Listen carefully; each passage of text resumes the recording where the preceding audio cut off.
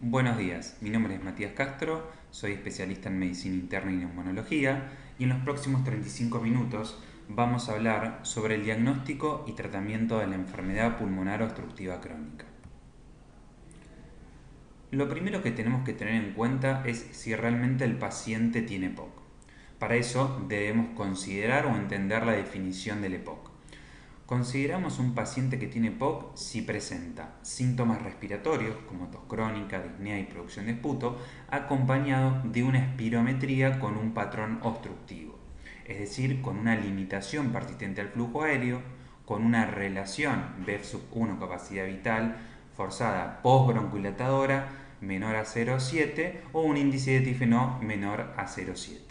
Para definir EPOC utilizamos un punto fijo del TIFNO.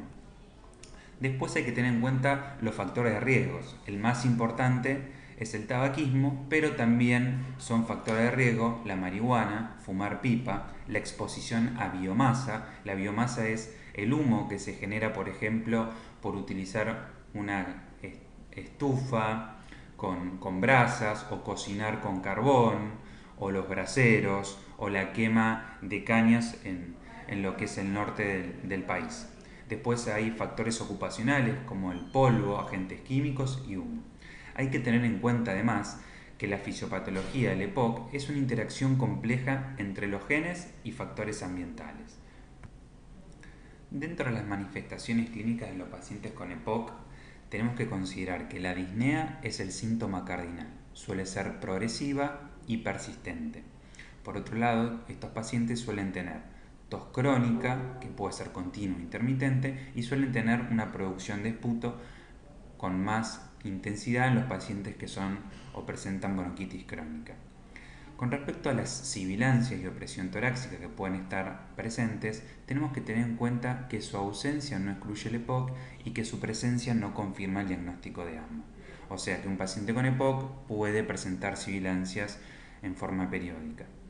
Además, estos pacientes cuando el compromiso suele ir avanzando, suelen presentar fatiga, pérdida de peso, sarcopenia y pérdida de apetito. Como concepto general, uno tiene que hacer una evaluación individualizada de los pacientes. Tengo que evaluar los síntomas que presenta y los riesgos de futuras exacerbaciones. Es fundamental que el paciente deje de fumar. Lo único que cambia el curso natural de la enfermedad, su evolución y la mortalidad que tiene es el cese tabáquico. Y el objetivo del tratamiento va a ser reducir los síntomas, principalmente de la disnea, y el riesgo de exacerbaciones que pueden ser potencialmente graves o generar una declinación de su función pulmonar. Tenemos que tener en cuenta que tenemos intervenciones farmacológicas y no farmacológicas. Como parte de la evaluación del EPOC, uno debe evaluar la gravedad de limitación espirométrica, es decir, la severidad de compromiso de la función pulmonar, que eso lo vamos a evaluar a través del BEF sub 1. Después uno debe evaluar los síntomas, la severidad de los mismos, principalmente la disnea, en qué situación o durante qué esfuerzo al paciente le falta el aire, si es en reposo, si es a mínimos esfuerzos, si es al caminar en llano, si es al subir una pendiente o si es a subir escaleras. Por otro lado, tenemos que evaluar el riesgo de presentar una exacerbación y cuántas exacerbaciones presenta el paciente para poder medicar o ajustar la medicación para evitar estos eventos. Y después es muy importante evaluar las comorbilidades asociadas. Los pacientes con EPOC son tabaquistas, son pacientes añosos que tienen muchas enfermedades cardiovasculares, entonces es importante evaluar las comorbilidades asociadas. Entonces, dentro de la evaluación del EPOC, lo primero que vamos a hacer es evaluar la espirometría. ¿Para qué? Para ver la gravedad de limitación del flujo aire. Ya dijimos que para el paciente ser considerado EPOC debe tener un índice de TFNO menor a 0,7. Una vez que tenemos esto, vamos a ver el valor B, el valor expiratorio forzado en el primer segundo. Y de acuerdo al valor o el porcentaje del predicho, vamos a clasificar la severidad del paciente en GOL 1, GOL 2, GOL 3 y GOL 4. El GOL 1 va a ser un BEF mayor o igual al 80%, GOL 2 entre 50 y 79, el GOL 3 entre 30 y 49 y el GOL 4 menor de 30. Por otro lado, vamos a ver los antecedentes de exacerbación que tiene el paciente y el grado de disnea que tiene. ¿Para qué vamos a hacer esto? Para poder clasificarlo según la clasificación GOLD en ABCD, y eso nos va a ayudar para elegir el tratamiento que tenemos que ponerle a este paciente. Entonces, con respecto a las exacerbaciones, le vamos a preguntar si en el último año tuvo una exacerbación moderada o grave. Moderada o grave es que recibió corticoides o antibióticos.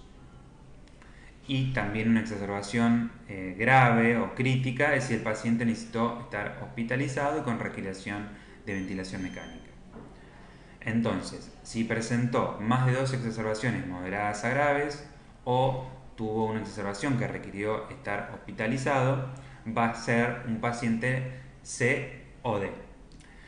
Y después, la severidad de la disnea la vamos a evaluar mediante el cuestionario MMRC, que tiene o que va del 0 al 4 y nos mide la severidad de la disnea.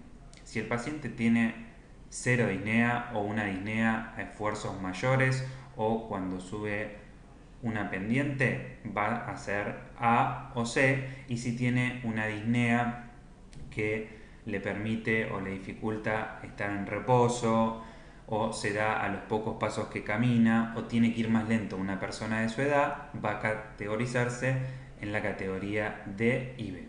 Y como dije, también tenemos que evaluar las comorbilidades asociadas. Como les comentaba recientemente, tenemos que evaluar la disnea. La herramienta que utilizamos mundialmente es la escala de valoración MMRC modificada. Esta escala va de 0 al 4. A medida que aumentan los grados es mayor el grado de disnea. El grado 0 es que solamente tengo disnea en el ejercicio intento. Cuando tengo un grado 1 me falta el aire cuando estoy subiendo una pendiente poco pronunciada. El grado 2 es que no le puedo mantener el paso a otras personas de mi misma edad. El grado 3 es que me detengo rápidamente cuando inicio la marcha o menor de 100 metros. Y el grado 4 es cuando tengo disnea en reposo o para hacer las actividades diarias como cambiarse y vestirse. Es fundamental el abandono del tabaquismo, porque es la intervención que tiene mayor impacto para influir en la historia natural del EPOC. Por eso todo paciente con EPOC se debe evaluar el estado tabáquico y, si el paciente fuma, realizar un consejo de fumar, ya que esto mejora la tasa de abandono. Y el caso que el paciente esté motivado y quiera dejar de fumar, debo combinar una terapia farmacológica, porque eso me duplica las chances de que el paciente deje de fumar. En la actualidad contamos con los parches de nicotina y con las pastillas, que suele ser el bupropion. Me parece importante que conozcan las siglas de los inhaladores, cuál es la familia farmacológica y cuáles son los principios activos más frecuentes. Por ejemplo, el SABA son los agonistas beta 2 de acción corta y el más conocido es el salbutamol. Los AMA son los antagonistas muscarínicos de acción corta, el más conocido es el bromuro dipatropio. Después tengo los agonistas beta 2 de acción larga, que tenemos el salmeterol, formoterol, bilanterol, indacaterol. Tenemos los antagonistas muscarínicos, el más conocido es el tiotropio, y por otro lado tenemos los corticoides inhalados. En esta diapositiva quiero resaltar el tratamiento farmacológico del EPOC y cuáles son las opciones que tenemos disponibles. Por un lado tenemos la monoterapia. La monoterapia puede ser con agonista beta 2 de acción corta o antimuscarínicos de acción corta, o beta agonistas de acción prolongada o antimuscarínicos de acción prolongada. Por otro lado tenemos la terapia dual, una combinación de LAMA-LABA o una combinación de LABA corticoide inhalado. Y por último tenemos la triple terapia, que es la combinación de LABA-LAMA más el corticoide inhalado. Después otras terapéuticas que debemos considerar en el paciente con EPOC es la citromicina, básicamente o principalmente en aquellos que tienen o bronquiectasias o que tienen un BEF bajo y exacerbaciones frecuentes. Después otra opción es el rofumilast, principalmente para disminuir el riesgo de exacerbación en aquellos pacientes exacerbadores y que presentan un BEF menor del 50%. Otras cosas que debemos tener en cuenta es la N-acetilcisteína, más que nada como un mucolítico, y se ha demostrado que la vitamina D en aquellos que tienen insuficiencia o deficiencia disminuye el riesgo de exacerbación. Bueno, entonces, ¿cómo abordamos el tratamiento farmacológico inicial del paciente con EPOC? Como les comenté anteriormente, el tratamiento se basa de acuerdo a la clasificación ABCD que evalúa el grado de disnea y la frecuencia de exacerbaciones. Entonces, si el paciente se exacerba poco o no se exacerba y tiene poca disnea, vamos a utilizar un broncodilatador de acción corta. Este es el grupo A. Después tenemos el grupo B, es decir, un paciente que no presenta exacerbaciones, pero tiene un grado mayor de disnea. En este caso vamos a utilizar un broncodilatador de acción prolongada que puede ser un LABA o LAMA. En tercer lugar tenemos los pacientes del grupo C, que tienen poca disnea, pero se exacerban frecuentemente o tienen exacerbaciones graves. En ese caso, el broncodilatador de elección va a ser un LAMA, porque este broncodilatador ha demostrado disminuir el riesgo de exacerbaciones. Y por último tenemos el paciente más complejo, que es el grupo D, que son los pacientes que tienen un grado de disnea importante y se exacerban frecuentemente o han tenido una exacerbación grave. En este caso puedo utilizar una terapia dual con LABA o LAMA, una terapia dual con corticoide inhalado y LABA o una triple terapia corticoide inhalado, LABA, LAMA. Un poco la función de qué va a determinar esto es las características del paciente y el grado de eosinofilia que presenta. ¿Qué es lo que vamos a hacer en el seguimiento de estos pacientes? Lo que tenemos que hacer es revisar los síntomas, es decir, el grado de disnea, si mejoró o empeoró, las exacerbaciones, si están controladas, aumentó el número de exacerbaciones, y siempre en estos pacientes lo que tenemos que hacer es evaluar la técnica de aleación, la adherencia y también poner el énfasis en estrategias no farmacológicas como la actividad física y la rehabilitación pulmonar. Y en función de esto voy a hacer un ajuste de la medicación. Puedo escalar el tratamiento, cambiar el dispositivo inhalador o principio activo o bajar el tratamiento. Entonces, dijimos que los corticoides inhalados son una de las opciones del tratamiento. Hay que tener en cuenta que los corticoides inhalados en los pacientes con EPOC aumentan el riesgo de neumonía, se pueden asociar a difonía y pueden asociarse a candidiasis, principalmente en los pacientes que no se enjuagan la boca después de hacer la técnica inhalatoria. ¿Y cuándo los voy a utilizar con un fuerte nivel de evidencia? Y bueno, en los pacientes que tienen antecedentes de hospitalizaciones por exacerbaciones de EPOC, exacerbadores frecuentes y que tienen eosinófilos elevados en sangre periférica, o también aquellos que tienen antecedentes de asma de adultos o en la infancia. Integrando el tratamiento farmacológico, ¿qué opciones tenemos para el paciente que tiene disnea? Inicialmente le podemos iniciar un LABA o LAMA. En caso que el paciente persista con disnea o tenga una disnea más severa, podemos iniciar directamente una terapia dual con LAMA y LABA. En el caso que el paciente tenga eosinófilos elevados o tenga asociado desde más joven el asma, como alternativa podemos iniciar un corticoide inhalado y un LABA. Y en caso de que no haya respuesta, podemos iniciar una triple terapia con LABA, LAMA o corticoide inhalado. Siempre ten en cuenta que tenemos que evaluar suspender el corticoide inhalado si no hay respuesta, si tenemos un efecto adverso como la neumonía. Y por otro lado, tenemos el objetivo de disminuir las exacerbaciones. Para disminuir las exacerbaciones, generalmente podemos comenzar con el LAMA. En los pacientes que, pese a esto, siguen presentando exacerbaciones y tienen eosinofilia periférica o un perfil de paciente asmático, le podemos agregar un LABA con corticoide inhalado. Si los pacientes no tienen eosinofilia y presentan exacerbación especial LAMA, le podemos agregar una terapia dual, LABA y LAMA.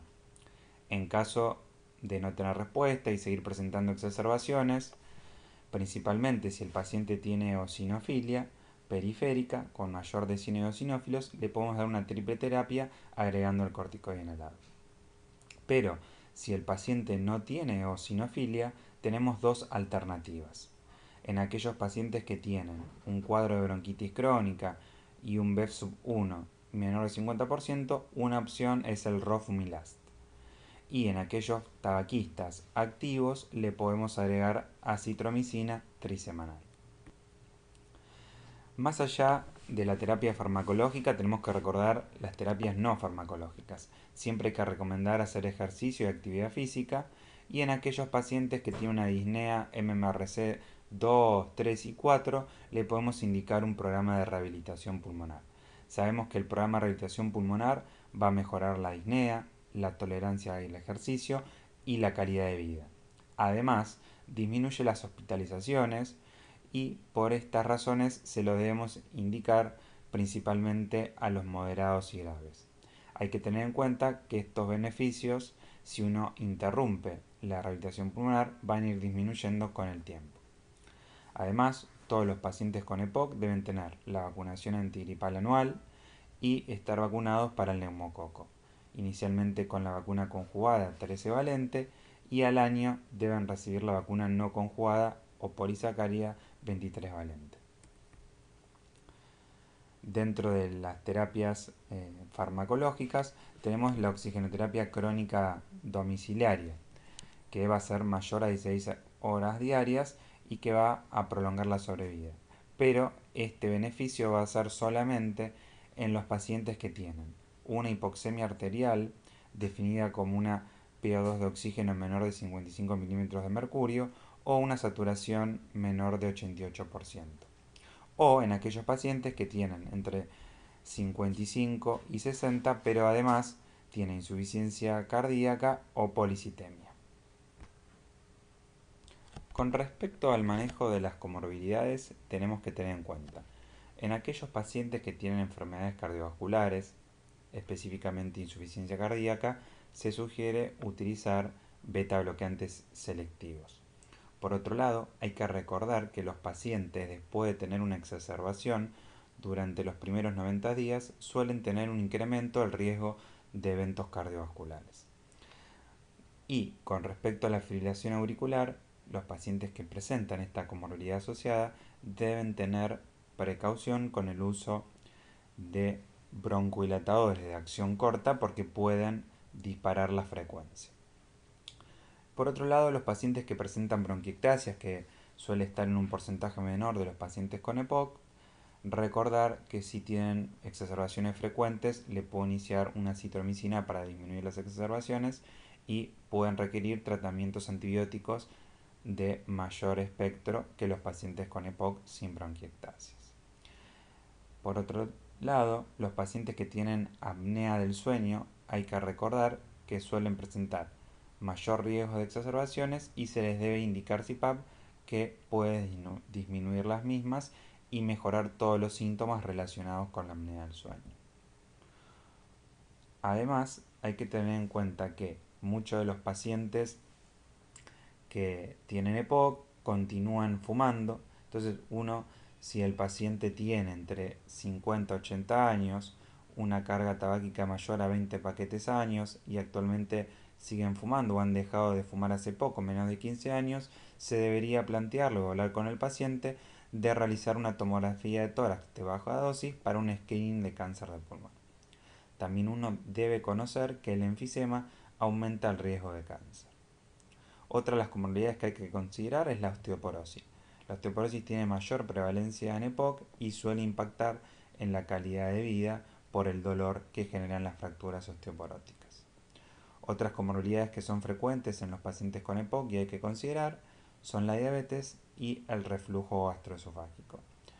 Hay estudios que sugieren que tratar el reflujo gastroesofágico disminuye el riesgo de exacerbaciones. La segunda parte de la charla va a estar enfocada a hablar en la exacerbación de la EPOC. Voy a hablar de la definición, del manejo, del tratamiento, qué nivel de evidencia hay en los diferentes tratamientos y por qué son importantes las exacerbaciones. Porque están relacionados con la mortalidad, la declinación de la función respiratoria y las hospitalizaciones. En primer término, me gustaría dejar en claro qué entendemos por exacerbación del EPOC.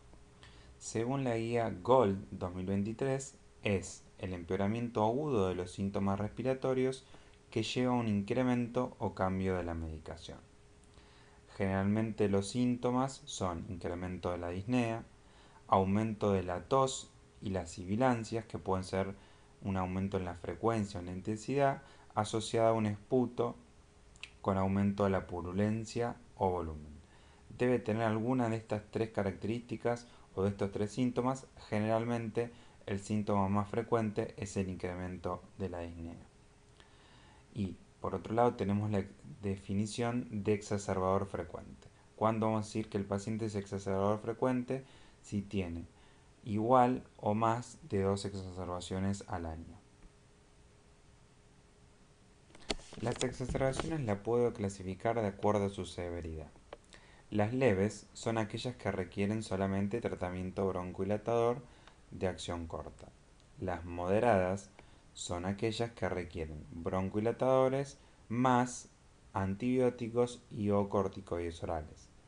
Y las severas son aquellas que requieren consulta a una guardia o requieren hospitalización.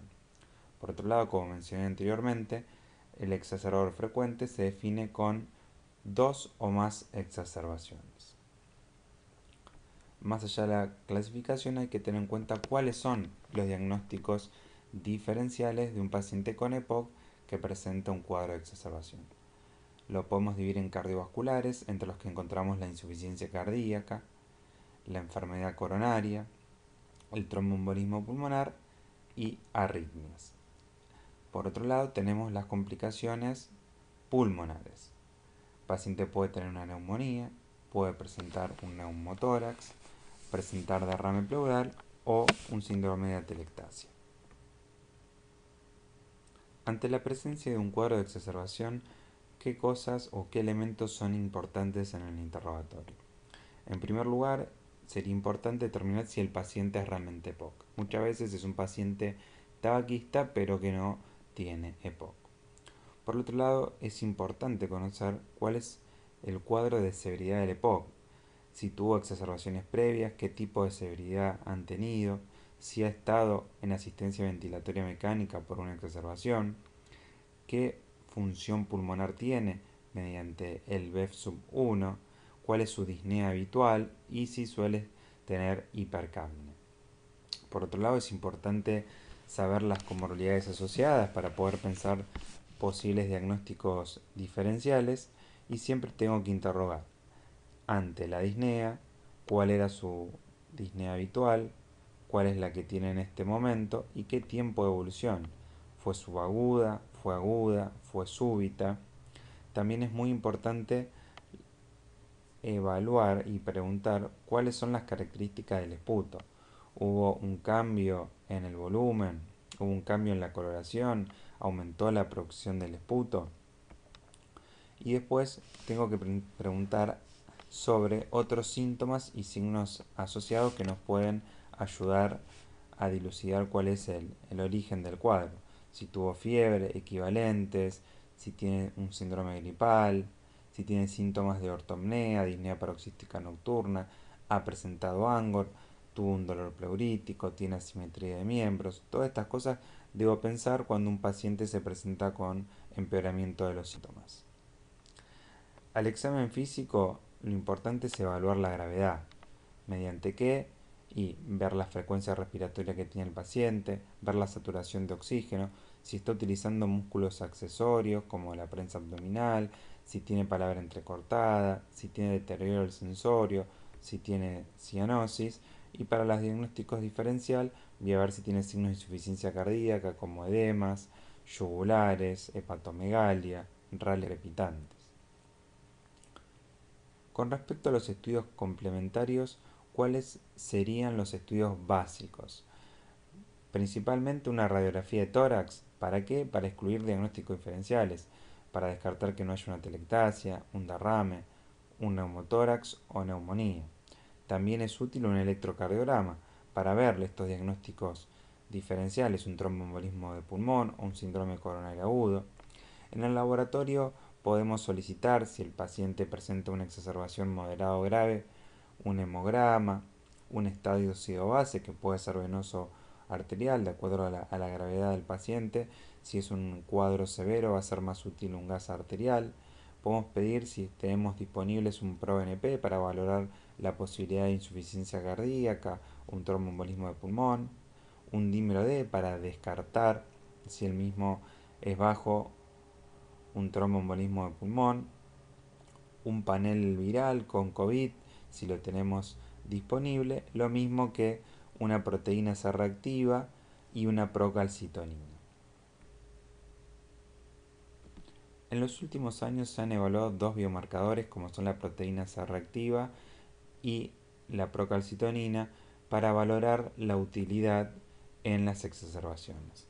Con respecto a la proteína C reactiva, se ha determinado que la misma podría ser útil para disminuir el uso de antibióticos. ¿Por qué? Porque aquellos pacientes que tienen una proteína C reactiva baja, es decir, menor a 20, no deberían recibirlo.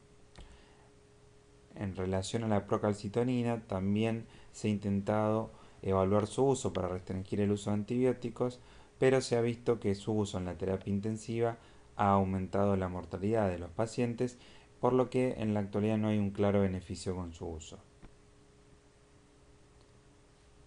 Con respecto a los broncohilatadores, la opción que tenemos es la utilización de los broncohilatadores de acción corta.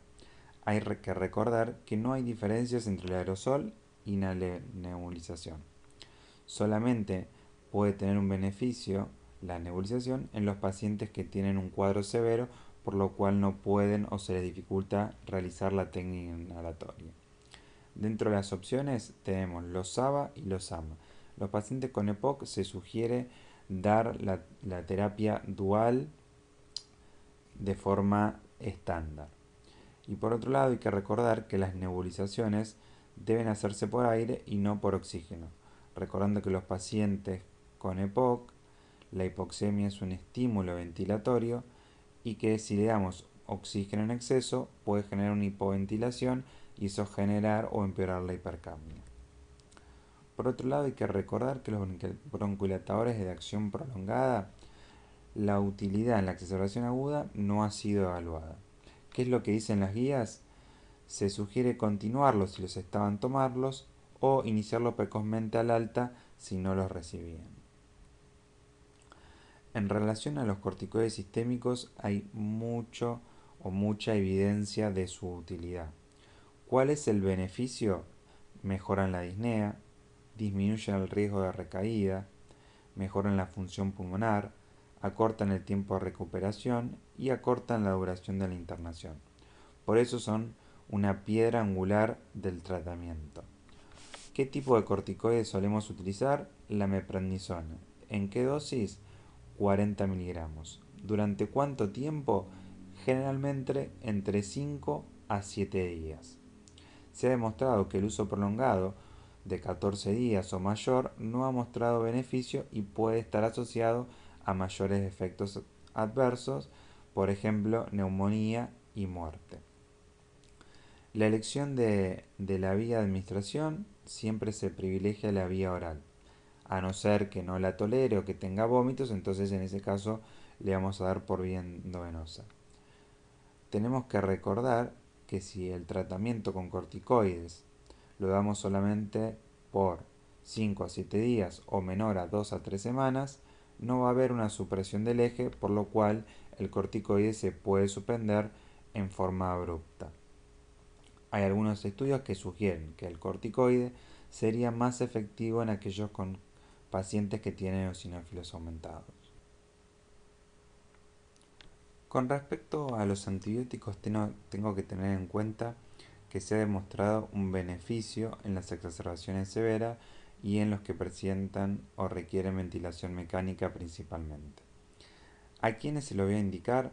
Bueno, si los tres síntomas cardinales, disnea, tos con aumento de la expectoración, está presente, tiene la indicación. Si hay un aumento de la purulencia, tiene indicación. A los pacientes que están en asistencia ventilatoria mecánica, totalmente. Se ha demostrado que en estos pacientes disminuye el riesgo de neumonía y la mortalidad. ¿Qué antibióticos solemos indicar? Y de elección amoxicilina clavulánico. ¿Durante cuánto tiempo? Entre 5 a 7 días. Se ha demostrado que extender el uso de antibióticos no tiene mayor beneficio. ¿Qué factores voy a evaluar para ver si el paciente tiene mejoría clínica? Si mejora la disnea y disminuye la purulencia del esputo. ¿Qué evidencias hay o qué efectos han demostrado provocar los antibióticos? Bueno, acortan el tiempo de recuperación, reducen el riesgo de recaída precoz y fracaso al tratamiento, disminuyen la internación, la duración de la hospitalización, disminuyen la mortalidad. Pero también tengo que tener en cuenta para elegir el esquema antibiótico si hay algún factor de riesgo para pseudomonas, que pueden ser 4 o más ciclos de antibióticos en el año, que tenga un BEF muy disminuido, que tenga presencia de bronquiectasias o se haya aislado previamente la pseudomonas aeruginosa. En estos pacientes debería agregar un esquema antibiótico que cubra la pseudomonas. En los pacientes que presentan exacerbación, debo evaluar la necesidad de oxigenoterapia o ventilación no invasiva. Con respecto a la oxigenoterapia, debo tener cuidado con aquellos pacientes que tienen hipercapnia. ¿Por qué? Porque si yo le doy un oxígeno en exceso, como les dije anteriormente, disminuyo el estímulo ventilatorio y puedo provocar hipoventilación y empeorar la hipercapnia. Por eso siempre la saturación objetivo suele ser entre 88 y 92% de saturación. Con relación a la ventilación no invasiva, hay que recordar que debe ser el primer método de ventilación utilizado en los pacientes con EPOC e insuficiencia respiratoria aguda.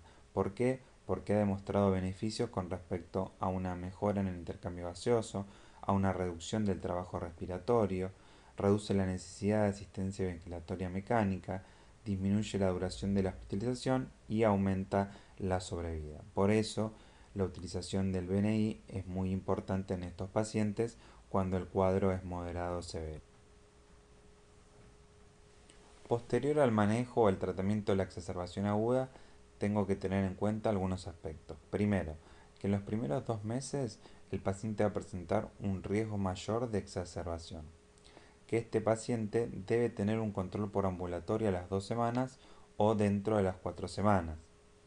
Es importante que en este momento se chequeen las vacunas que presenta el paciente, cómo es la técnica de uso de inhaladores y dejar o optimizar el tratamiento de mantenimiento.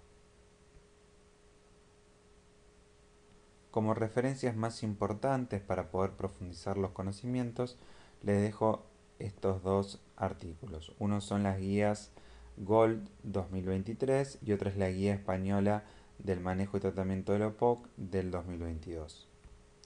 Bueno, espero que les haya sido útil, que hayan escuchado la clase. Ante cualquier duda o consulta me la pueden hacer a mi correo electrónico y muchas gracias por escucharme.